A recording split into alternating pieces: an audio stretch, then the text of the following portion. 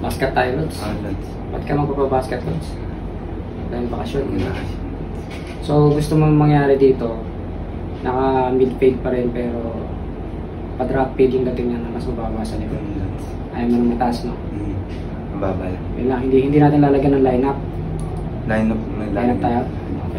Yo, welcome back mga kamaster at konting blending reveal nga tayo at dahil merong nag-request, so gawin natin tong video na to para ipakita natin yung ating pagbe-blend kung ilang guide ba yung ginagamit natin. So, let's go. So, dahil nagpabasket si Idol dito, so yung ginamit natin guard dito is guard number 8. At yung pinakagupit niya sa sides is yung mid-drop fade. Gusto niya mababa lang yung likod. So, masasabi ko lang dito mga kamaster is customized tong gupit ni Idol. So, hindi natin ito pwedeng i-compare sa ibang gupit dahil iba ang head shape nito. So, nag-start tayo dito ng guard number 3. So, paikot lang yan mga kamaster.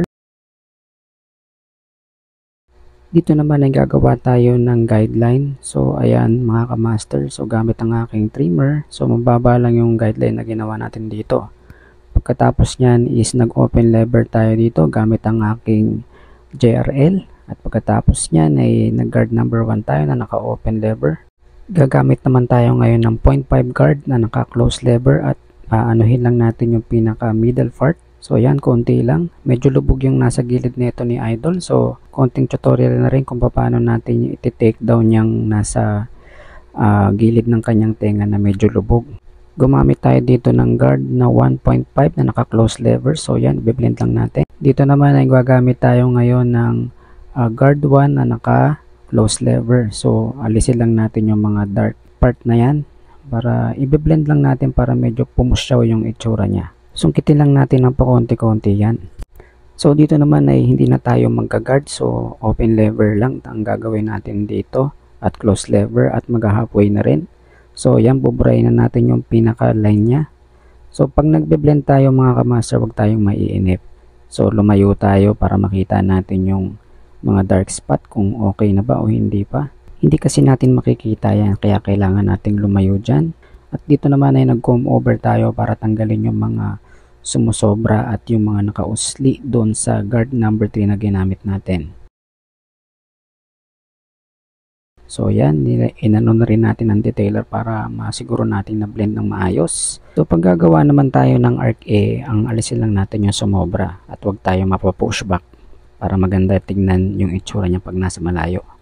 So yan, dito biblend pa rin natin, alisin pa rin natin yung pinaka guideline. So habang biniblend ko to mga kamaster, talagang mahirap i-blend tong ulo ni Idol dahil may mga lubak-lubak yan. Kaya huwag kayong tumingin lang sa kung ano yung ginagawa natin. Tumingin kayo doon sa shape ng kanyang ulo. Sa pagla-line up naman mga kamaster, dito ako nag-start sa pinakagitna ng kanyang noo. So kapag magla-line up tayo, hinay-hinay lang tayo. At titignan natin palagi doon sa salamin kung okay na ba o hindi pa pantay. Huwag tayong maiinip pa nagla-line up tayo at lagi tayong titingin sa salamin dahil yung salamin yung magsasabi kung okay na ba o hindi. At hanggang dito na lang ang ating tutorial. Sana ay may natutunan tayo kahit papaano mga kamaster. So ito na yung ating pinaka-outcome o final result ng ating basket na naka mid-drop fade. So ayan mga kamaster, kayo nang humusga. Maraming salamat sa panonood.